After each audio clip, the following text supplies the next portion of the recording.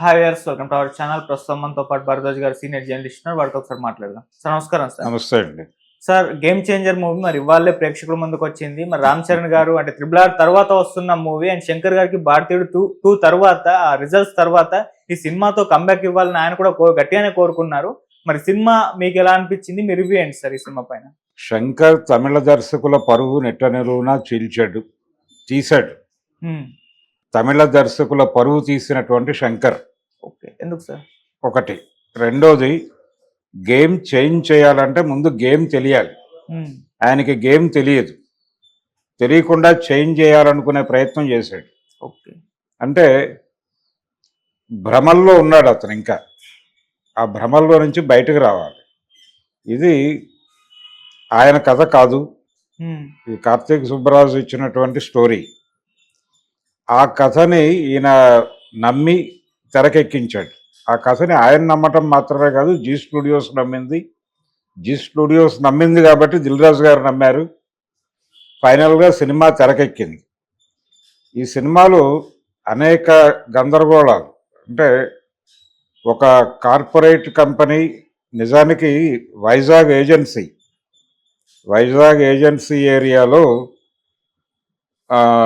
Mining activities అనగానే మనకి గుర్తొచ్చేది బాక్సైడ్ తవ్వకాల కోసం ప్రయత్నాలు జరిగినాయి. ఈ బాక్సైడ్ తవ్వకాల కోసం జరిగినటువంటి ప్రయత్నాలని అడ్డుకోవటం కోసం ఆదివాసీలు పోరాటం చేశారు.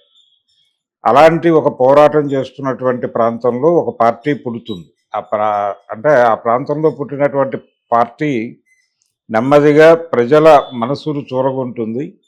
ఆ చూరగొన్నటువంటి పార్టీ ఏమైంది, దానికి గమనం ఏమిటి అనేది సినిమా. ఇది క్లుప్తంగా లైన్ అతను అనుకున్నది. ఈ మధ్యలో రకరకాల విన్యాసాలు చేశాడు. ఈ రకరకాల విన్యాసాలన్నీ కూడా మనకి చాలా కమర్షియల్ సినిమాల్లో ఇంతకుముందు చూసినవే. ఇంకెక్కడ ఏ విధమైనటువంటి, అంటే ప్రతిదీ ప్రెడిక్టబుల్. ఆయన అన్ప్రెడిక్టబుల్ అన్నాడు కానీ చాలా ప్రెడిక్టబుల్గానే కథ నడిచింది. ఏం జరగబోతోంది అనేది అర్థమవుతూనే ఉంటుంది. అయితే ఇంటర్వెల్ దగ్గర కొంచెం ఆయన ఏదో జనాల్ని ఆశ్చర్యచకితుల్ని చేసే ప్రయత్నం చేశాడు. అదొకటే ట్విస్ట్. ఆ తర్వాత మళ్ళీ వీళ్ళిద్దరి మధ్య జరిగేటువంటి హైడ్ అండ్ సీక్ గేమ్, ఎవరైతే ఆ పార్టీని హస్తగతం చేసుకున్నారో వాళ్ళకి, ఒరిజినల్గా పార్టీ ఫౌండర్కి మధ్య జరిగేటువంటి ఒక యుద్ధంగా మారుతుంది సన్నివేశం. ఆ మారిన సందర్భంగా జరిగేటువంటి సన్నివేశాలన్నీ కూడా మామూలు అన్ని సినిమాల్లో విలన్కి హీరోకి మధ్య జరిగేటువంటి ఒక రకమైనటువంటి వీడియో గేమ్ తరహాలోనే నడుస్తుంది ఇందులో కూడా. అంతకు మించి కొత్త మార్పేం లేదు. అయితే ఈ కొత్త తరహా పరిపాలన ఎలా ఉంటుందో ఆయన చివరిలో ఒక 2 నిమిషాల ఉపన్యాసంలో చెప్తాడు. అది కూడా పెద్దగా జనాల్ని ఆశ్చర్యచకితుల్ని చేసేటువంటి కార్యక్రమం కాదు. పేదలందరికీ ఇళ్ళు కట్టిస్తాము లాంటి హామీలతో ముగుస్తుంది సినిమా. దీనిలో గేమ్ ఏమిటో చేంజ్ ఏమిటో ఏమీ అర్థం కాని పరిస్థితి. భారతదేశం ప్రస్తుతం కార్పొరేట్ల చేతుల్లో ఉంది అనేది వాస్తవం. ప్రభుత్వాలు కార్పొరేట్లను ఫెసిలిటేట్ చేసే ఏజెన్సీలుగా మాత్రమే వ్యవహరిస్తున్నాయి. ఇక్కడ ప్రజా సంక్షేమము, ఇతర వ్యవహారాలు ఇవన్నీ కూడా ప్రజలే మర్చిపోయిన సందర్భం. ఎవరైతే కోర్ పీపుల్ ఉన్నారో వాళ్ళు సంక్షేమం గురించి ఆలోచించే మూడ్లో లేరు.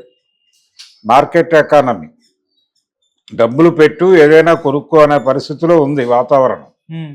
అయితే ప్రభుత్వాలు ఉన్నాయి అని చెప్పడం కోసం కొన్ని సంక్షేమ పథకాలు అమలు చేస్తూ ఉంటారు. అది ఒక ఏరియాలో అమలు జరుగుతూ ఉంటాయి. ఉదాహరణకి 5 రూపాయలకి భోజనం పెట్టే కార్యక్రమం, లేకపోతే ఉచితంగా భోజనం పెట్టేటువంటి కార్యక్రమం, ఇలాంటివేవో నిర్వహిస్తూ ఉంటారు. అంతవరకు అవి మాత్రమే చేసుకునేటువంటి పరిస్థితి.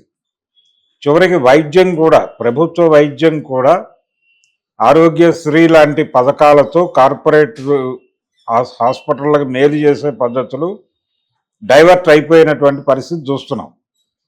అసలు ఈ గేమ్ ఇది గేమ్ అనే విషయం ఆయనకు అర్థం కాదు. ఈ గేమ్ని ఏదో చేంజ్ చేసే ప్రయత్నం చేస్తున్నాను అనే భ్రమలో చాలా హడావిడి చేశాడు. తీరా చూస్తే ఏమీ లేదు దానిలో. సో ఫైనల్గా సినిమా క్లైమాక్స్ అయిపోయాక మనకు అర్థమయ్యేది ఏంటంటే ఈయనకి గేమ్ తెలియదు, సో చేంజ్ చేయటం అనే ప్రసక్తే లేదు అక్కడ. అది గేమ్ చేంజర్ గొడవ. ఈ సినిమాలో నటుడిగా రామ్ చరణ్ చాలా పరిణతిని ప్రదర్శించాడు. ముఖ్యంగా అప్పన్న క్యారెక్టర్లో ఆయన ప్రదర్శించినటువంటి నటన చాలా బాగుంది. బాగుండటం మాత్రమే కాదు, సుకుమార్ చెప్పినట్టు ఆ ఎపిసోడ్ టోటల్గా బాగుంది, బాగా డిజైన్ చేశాడు. శంకర్కి కొంచెం క్రియేటివ్గా ఆలోచించడానికి అక్కడ అవకాశం దొరికింది, కొంచెం ఆర్గానిక్గా వెళ్ళాడు. మిగిలిందంతా కూడా ప్రపంచం మారిపోయిన ప్రపంచం గురించి కనీసపు జ్ఞానం లేకుండా కథను నడిపించే ప్రయత్నం చేశాడు. ఇప్పుడు కలెక్టర్లకు ఉండేటువంటి అధికారాలు నిజమే, పుస్తకాల్లో అధికారములు ఉన్నాయి, కానీ ఎగ్జిక్యూట్ చేయడానికి ఉన్నటువంటి అనేక హర్డిల్స్, వీటిని దాటుకుని ముందుకు వెళ్తున్నటువంటి సందర్భం ఉందా అనేది ప్రశ్న. రెండవది, ప్రభుత్వాలు వ్యవహరిస్తున్నటువంటి తీరు మనం అనేక సందర్భాల్లో చూసాం. వైజాగ్ ఆయన తీసుకున్నటువంటి ఏరియా అదే. నిజానికి బాక్సైడ్ తవ్వకాలు ఈ వ్యవహారాల దగ్గరికి వెళ్ళి ఉండాల్సింది. ఆయన ఇనుప అన్నాడు కానీ అల్యూమినియం గిన్నెల తయారీ కార్యక్రమం, అందులో ఆ సీన్ కూడా ఒకటి పెట్టాడు, చాలా క్రియేటివ్గా ఆలోచించి. అంటే డిస్కషన్కి వెళ్ళినప్పుడు ఆ ప్లేట్ లేకుండా నువ్వేమీ తినలేవు, ఆ ప్లేట్ మేమే తయారు చేస్తున్నామని. ఇలా కొన్ని డైలాగ్స్ బాగానే ఉన్నాయి సినిమాలో. కొన్ని అంటే పర్టికులర్గా పంచ్ డైలాగ్స్ క్రియేట్ చేయడానికి కొంత కృషి జరిగింది సినిమాలో. అందులో కొన్ని డైలాగ్స్ గుర్తుండిపోయే డైలాగ్స్ కూడా ఉన్నాయి. ఆ మేరకు డైలాగ్ రైటర్ని మెచ్చుకోవాలి, బుర్రా సాయి మాధవ్ని. అందులో ఒక డైలాగ్ ఏంటంటే, నీ వెనకున్నోడికి తెలియదు నీ ముందున్నోడి పవర్ ఏంటో లాంటి డైలాగ్స్ కొన్ని కనెక్ట్ అయినాయి బాగా. అంతవరకే, అంతకు మించి కథలో లేనటువంటి దాన్ని డైలాగ్స్తో పట్టుకొచ్చేటువంటి ప్రయత్నం చేయటం కష్టం ఎవరికైనా. సో అక్కడే ఒక లిమిటేషన్ ఏర్పడిపోయింది కథకి. దీనికి తోడు ఈ సినిమాలో లవ్ ట్రాక్ బొత్తిగా ఆడియన్స్ కనెక్ట్ అయ్యే పద్ధతిలో నడవలేదు. 2-3 డ్యూయెట్లు పెట్టాడు, కష్టపడ్డాడు, కానీ ఆ ట్రాక్ మొత్తం కూడా ఆడియన్స్ని మెస్మరైజ్ చేసేలాగా జరగలేదు. అది వాస్తవం. పోతే శంకర్ సినిమాల్లో ఒక ప్యారలల్ కామెడీ ట్రాక్ ఒకటి నడుస్తుంది, అది కూడా చేసే ప్రయత్నం చేశాడు ఆయన. సునీల్ని వీళ్ళని పెట్టి ఏదో ఆర్గనైజ్ చేద్దామని ట్రై చేశాడు, అది కూడా ప్రాపర్గా వర్కౌట్ అవ్వలేదు, చిరాకు పెట్టే ధోరణిలో నడిచింది. అదొక ప్రాబ్లం. అందుకని అంటే మొదటి నుంచి ఈయన తమిళ దర్శకుల పరువు తీశాడు అని ఎందుకన్నానంటే, నేను తమిళ దర్శకులు చాలా కొత్త తరహా కథలు ఆలోచిస్తున్నారు. ఎందుకు ఆలోచిస్తున్నారు వాళ్ళందరూ అంటే, మారుతున్న సమాజం గురించినటువంటి కనీసపు జ్ఞానం ఉంది వాళ్ళకి. అందులో నుంచి వాళ్ళు కథలు ఎంపిక చేసుకుంటున్నారు.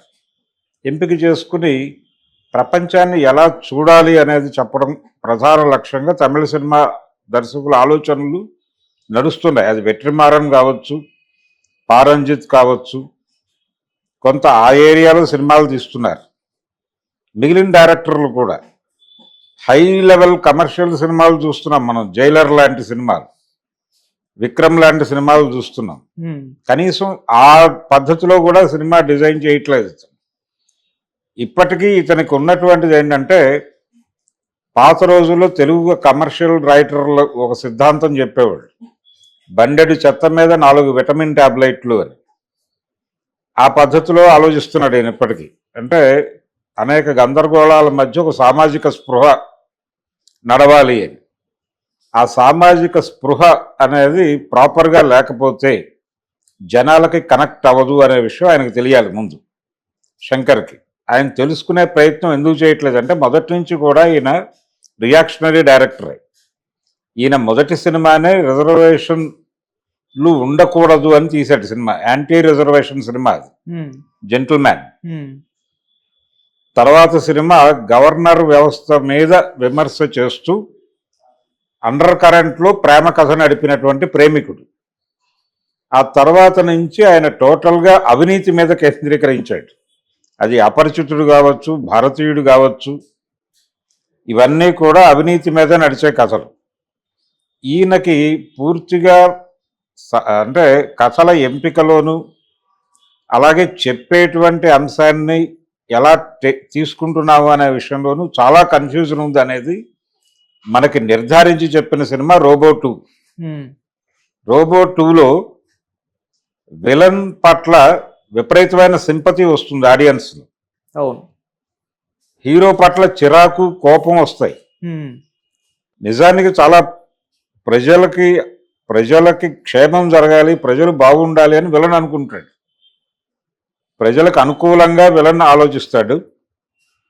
హీరో ఏమో మార్కెట్ ఎకానమీ ధోరణిలో ఆలోచిస్తాడు. నిజానికి విలన్ ఈ హీరోని చంపేస్తే బాగుండు అని ప్రేక్షకుడు అనుకుంటాడు. అటువంటి ఒక సినిమాని తీసినటువంటి ఘనత ఉంది ఆయనకి.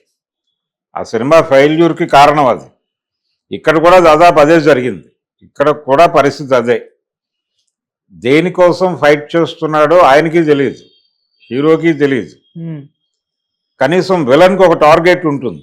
అతను ఒక వారసత్వంలో వస్తాడు రాజకీయాల్లోకి. తండ్రి అంటే పినతండ్రి వారసత్వంలో రాజకీయ అరంగేట్రం చేసినటువంటి ఒక నాయకుడు తాను ముఖ్యమంత్రి కావాలి అనేటువంటి ఒక కోరిక, ఆ కోరిక కోసం ఏం చేయడానికన్నా సిద్ధపడేటువంటి ఒక క్యారెక్టర్. కనీసం ఆ క్యారెక్టర్కి ఆ క్లారిటీ ఉంటుంది. ఈ క్యారెక్టర్కి ఆ క్లారిటీ ఉన్నట్టుగా కూడా ఎక్కడ కనబడదు మనకి రామ్ చరణ్ పోషించినటువంటి క్యారెక్టర్కి. అది అప్పుడు ఏం జరుగుతుందో దాని ప్రకారం క్యారెక్టర్ వెళ్ళిపోతూ ఉంటుంది. అదొక గందరగోళం. అంటే హీరో క్యారెక్టరైజేషన్లోనే గందరగోళం ఉంది. యాంగర్ మేనేజ్మెంటు, ఇలా రకరకాల ఎలిమెంట్స్ జొప్పించాడు దానిలో. జొప్పించి ఇంత చదువుకుని ఇంత తెలిసినటువంటి వ్యక్తికి ప్రస్తుతం వ్యవస్థకు ఉన్నటువంటి లిమిటేషన్స్ ఏంటి, పర్టికులర్గా బ్యూరోక్రసీకి ఉన్నటువంటి లిమిటేషన్స్ ఏమిటి అనేది తెలియకపోవడం విచిత్రం. ఇప్పటికీ అంటే రకరకాల ఊహాగానాలు నడిచినాయి ఈ సినిమా మీద. ఎలక్షన్ రిఫార్మ్స్ మీద సినిమా ఉంటుంది అని ఒక భ్రమ కల్పించారు. అంటే శేషన్ గారి ఇన్ఫ్లుయెన్స్ ఉంది అనే మాటలు దొరిలాయి. ఈ సినిమాకి మొదట అనుకున్న టైటిల్ సర్కారోడు. అందుకని కొంత ఆ యాంగిల్లో నడుస్తుందేమో, ఎలక్షన్కి సంబంధించినటువంటి వ్యవహారాలు, ఆ ఏరియాలో ఏదో గేమ్ చేంజర్గా ఈయన ఉంటాడేమో అనేటువంటి భ్రమ కల్పించారు. కానీ అటువంటిది కూడా ఏం లేదు. నిజానికి ఆ సన్నివేశాలు చాలా డ్రామాటిక్గా తీశాడు ఆయన. బుల్డోజర్లతో పోలింగ్ బూతుల్లోకి దూసుకుని వెళ్ళిపోవటాలు, ఇవన్నీ అంటే చిన్న విషయాన్ని అద్భుత రసంలో చెప్తాడని ఆయన మీద ఒక ఇమేజ్ ఉంది. ఆ ఇమేజ్ని అడ్డం పెట్టుకుని సన్నివేశాలు కల్పించే ప్రయత్నం చేశాడు ఆయన. అవి జనాలకు చిరాకు ఎత్తించినాయి. ఏమిటిది, ఏం జరుగుతోంది, ఏం చూస్తున్నాం మనం సోషల్ సినిమా చూస్తున్నామా, జానపద సినిమా చూస్తున్నాము అర్థం కాని పరిస్థితిలోకి తీసుకెళ్ళాడు ఒక దశలో డైరెక్టర్. అలాగే ఈ పాటల చిత్రీకరణకు విపరీతంగా ఖర్చు పెట్టారు డబ్బులు. ఆ ఖర్చు కనిపించింది కానీ జనాల్ని ఎమోషనలైజ్ చేయటంలో ఫెయిల్ అయ్యారు. ఈ మధ్య వస్తున్నటువంటి చాలామంది దర్శకుల సినిమాలు చూస్తున్నాం మనం. కమర్షియల్ సినిమా తీసినప్పటికీ అది ఒక సిస్టమేటిక్గా ఉంటుంది. దానికి కూడా ఒక కనిపించని చట్రం ఉంటుంది. ఆ చట్రం కూడా లేదు ఈ సినిమాకి. అలా శంకర్ మరొకసారి ప్రేక్షకుల సహనానికి పరీక్ష పెట్టాడు. ఆట తెలియకుండా ఆట మార్చే ప్రయత్నం చేస్తే ఇలాగే ఉంటుంది. అందుకని టోటల్గా డిసప్పాయింట్ చేసినటువంటి సినిమా ఇది. ఇంటర్వెల్ బ్యాంగ్ ఏదో చాలా అద్భుతంగా ఉంది అనేటువంటి అభిప్రాయం చాలామంది చెప్తున్నారు. కానీ ఇంటర్వెల్ బ్యాంగ్ కోసం కొంత కృషి జరిగింది అంతవరకే. అక్కడి నుంచి ఫ్లాష్ బ్యాక్ లీడ్ చేశాడు. ఆ ఫ్లాష్ బ్యాక్ ఎపిసోడ్ వరకు బాగుంది. అది తప్ప సినిమాలో చెప్పుకోవడానికి ఏమీ లేదు. ఆ అప్పన్న క్యారెక్టర్ తప్ప సినిమాలో చెప్పుకోవడానికి ఏమీ లేనటువంటి పరిస్థితి. అయితే ఒక ఇంట్రెస్టింగ్ 2-3 జ్ఞాపకాలు వస్తాయి. అంటే వీళ్ళు బాక్సైడ్ తవ్వకాల మీద దృష్టి పెట్టుంటే సినిమా బాగుండేది. రెండవది తనకే తెలియకుండా ఒక చారిత్రాత్మకమైనటువంటి అంశాన్ని ప్రజలకి గుర్తు చేసే పద్ధతిలో కొన్ని సన్నివేశాలు నడిచినాయి, అది కూడా ఫ్లాష్ బ్యాక్లోనే. ఒక పార్టీ నాయకుడు ఈ పార్టీ తను ఏ ఉద్దేశంతో అయితే ప్రారంభించాడో ఆ ఉద్దేశానికి వ్యతిరేకంగా నడుస్తోంది అని తనకు అనిపించినప్పుడు ఆ పార్టీని రద్దు చేయాలి అనుకోవడం, ఇది అతన్ని హత్య చేయటం. అంటే నాయకుడు చాలా ఉత్తమ ఆశయాలతో ఉండాలి, కానీ అతను బతుకుంటే పార్టీకి తనకి కూడా ప్రమాదం. అందుకని అతను విగ్రహంలో మాత్రమే ఉండాలి, వ్యక్తిగా చనిపోవాలి అనేటువంటి ఆలోచనతో కొన్ని సన్నివేశాలు నడుస్తాయి. ఇది చూసినప్పుడు చాలా ఇన్సిడెంట్లు గుర్తొస్తాయి రాజకీయాల్లో. అంటే సమకాలీన రాజకీయాల్లోనే ముఖ్యంగా మహాత్మా గాంధీ, ఎన్టీఆర్ వీళ్ళిద్దరూ గుర్తొస్తారు ఆ సీన్స్ నడుస్తున్నప్పుడు. ఓకే, ఎన్టీఆర్ విగ్రహంగా ఉండాలి, భౌతికంగా ఉంటే ప్రమాదం అని ప్రస్తుత తెలుగుదేశం పార్టీ నాయకులు అనుకున్నారు ఆ రోజున. వాళ్ళు అనుకున్న పద్ధతిలో అది జరిగింది. ఆయన విగ్రహంగా మారిపోయాడు. అంటే 4-5 నెలల్లోనే జరిగిపోయింది అది. సో వాళ్ళు హ్యాపీ. ఇప్పటికీ రాజ్యం నడుస్తోంది ఆయన పేరు మీద. అలాగే కాంగ్రెస్ పార్టీ, అది జవహర్లాల్ నెహ్రూ కావచ్చు, సర్దార్ పటేల్ కావచ్చు, పర్టికులర్గా ఈ పార్టీ రద్దు అనేటువంటి నినాదం అది విన్నప్పుడు వెంటనే మహాత్మా గాంధీ గుర్తొస్తాడు. ఆయన ఉపన్యాసాలు, మహాత్మా గాంధీ ఉపన్యాసాలు అనే పుస్తకంలో చాలా స్పష్టంగా ఆయన చెయ్యని ఉపన్యాసం ఒకటి ప్రింట్ అయింది దానిలో. నిజానికి ఆయన చనిపోయినటువంటి జనవరి 30 అంటే ఈ నెలే, జనవరి 30వ తారీఖు ఆయన ఇవ్వవలసిన ప్రసంగం, ఆ రోజు హత్యకు గురయ్యాడు. ఆయన హత్యకి గురవ్వకుండా ఉంటే ఆయన డెలివరీ చేయాల్సినటువంటి ఉపన్యాసం కూడా ప్రింట్ అయింది. ఓకే, ఆ ప్రింట్ అయినటువంటి ఉపన్యాసం ప్రకారం ఆయన కాంగ్రెస్ పార్టీని రద్దు చేయాలనుకున్నాడు. రద్దు చేయాలి అనుకుని ఆ ఉపన్యాసం డెలివరీ చేయడానికి వెళ్ళటానికి ముందు చనిపోయాడు, హత్యకి గురయ్యాడు. ఇదొక జ్ఞాపకం తళుక్కున మెరుస్తుంది ఆ సీన్ చూడగానే. ఏది, ఈ అప్పన్న మరణం సన్నివేశం చూడగానే అది గుర్తొస్తుంది, ఒక షాకింగ్ ఎలిమెంట్ అది. ఓకే, అది శంకర్కి తెలిసి తీసాడా తెలియక తీసాడా అనేది పక్కన పెట్టేస్తే, ఈ కథని డిజైన్ చేసినటువంటి కార్తీక్ సుబ్బరాజుకైనా ఐడియా ఉందా లేదా అనేది పక్కన పెట్టేస్తే, దీని మీద నిజానికి మంచి సినిమా తీయొచ్చు. ఇదే అంశాన్ని పట్టుకుని ఒక అద్భుతమైన సినిమా తీయొచ్చు. రాజకీయాలు ఎలా ఉన్నాయి, ఎలా మారుతాయి అనేది టోటల్గా డెమోక్రటిక్ పాలిటిక్స్లో రాజకీయ క్రీడ ఎలా ఉంటుంది అనే దాని మీద అద్భుతమైన సినిమా డిజైన్ చేయొచ్చు. కానీ వాళ్ళకి ఆ స్పృహ లేదు. ఆ స్పృహ లేకపోవడం వలన మంచి ఆలోచనలు చేశారు, కానీ అది ఎగ్జిక్యూషన్లో వాళ్ళకు ఉన్నటువంటి లిమిటేషన్స్ వలన వాళ్ళు చేయలేకపోయారు. అందుకని సినిమా దారిన సినిమా నడుస్తుంది, ప్రేక్షకుల దారిన ప్రేక్షకులు ఉంటారు. ఎక్కడ ఎవరు కనెక్ట్ కారు సినిమాతో. అంటే అతను మొదలుపెట్టిన టేకప్ చేసిన ఏ ప్రాబ్లంకి కూడా సొల్యూషన్ ఉండదు సినిమాలో. ఓకే, రేఖామాత్రంగా కూడా పాత్రలకి కూడా అది గుర్తుండదు. అదొక విచిత్రమైన కండిషన్. అందుకని ఈ సినిమా ఆడియన్స్ని అట్రాక్ట్ చేయటంలోనూ వాళ్ళని కనెక్ట్ చేసుకోవటంలోనూ దారుణంగా వైఫల్యం చెందింది. ఇది టోటల్గా గేమ్ చేంజర్ అనేటువంటి సినిమా మీద నా అభిప్రాయం. ఓకే, ఈ సినిమా నాకైతే బొత్తిగా నచ్చలేదు. ఇది ఒక రకంగా ఇలాంటి సినిమాలు తీయకుండా ఉండటమే మంచిది. ఆయనకు ఉన్నటువంటి ఒక రియాక్షనరీ ఐడియాలజీ ఉంది ఆయనకి. ఆ ఐడియాలజీతో ఇలాంటి కథలే తీయగలడు ఆయన. ఇలాంటి కథలు చూసే మూడ్లో జనం లేరు. అందుకని శంకర్ గారు కొంతకాలం సినిమాలు తీయటం ఆపేస్తే మంచిది. ఆయన టోటల్గా out and out commercial cinema తీస్తే ప్రాబ్లం లేదు. ఏది వాళ్ళలాగా జైలర్ లాంటి సినిమాలు అలాంటివి ఏవైనా తీసుకుంటే జనాలు సరదాగా చూస్తారు. జనాల్ని ఎమోషనలైజ్ చేయండి.